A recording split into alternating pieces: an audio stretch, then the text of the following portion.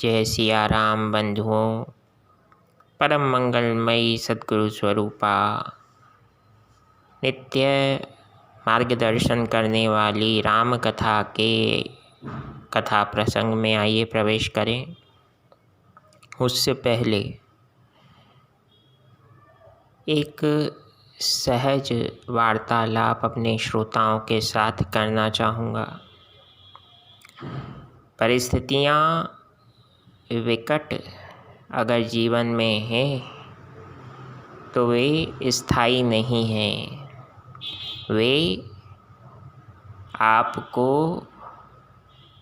मजबूत करने आई हैं, आपके किसी अदृश्य गुण को प्रकट करने के लिए आई हैं। तो आनंदित होकर विकट परिस्थितियों से दो हाथ कीजिए।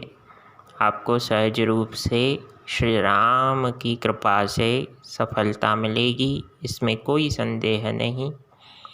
आइए कथा में प्रवेश करें। बिनु सत्संग विवेक न होई, राम कृपा बिनु सुलभ न सोई। बिना सत्पुरुषों के संग के विवेक नहीं जागता। अब विवेक क्या है? विवेक है कॉन्शियसनेस। आपका मन कितना कॉन्शियस है, उसके अनुपात में आपको जीवन में सुख सुविधाएं, संपन्नताएं, परिश्रम और प्रारब्ध के समायोजन से मिलती हैं।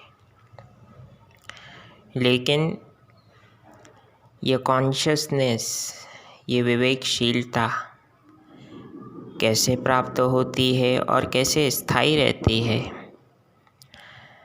तो कहने लगे बिना सत्संग के, सत्य कहते हैं सत्य और संग कहते हैं मिलन।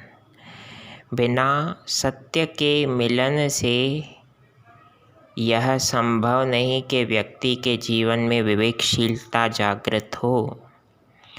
तो जीवन में विवेकशीलता जब तक नहीं है तब तक क्या क्या नुकसान होते हैं?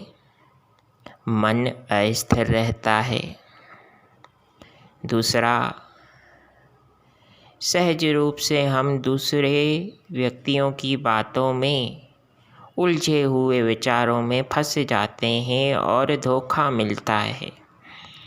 तीसरा, स्वयं पर पूर्ण रूप से विश्वास नहीं कर पाते। और चौथा,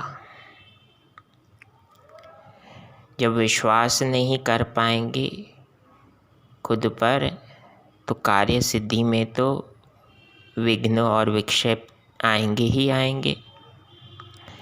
तो जीवन में सफलता प्राप्त करने के लिए और जीवन के विजय रथ को अपने जीवन के लक्ष्य के शिखर पर पहुंचाने के लिए आवश्यक है आज का महत्वपूर्ण विचार राम कथा के आधार पर, राम कृपा बिनु सुलभ न सोई। श्री राम की कृपा के बिना न हमें सत्य का भान होता है और ना ही सत्य के भान के बिना विवेकशीलता जागृत होती है। और विवेकशीलता ही जागृत नहीं होगी तो फिर साधन संसाधन कितने ही क्यों ना हो, लेकिन proper utilization of resources is almost impossible for a person who is not conscious, who has not determined faith in his decisions।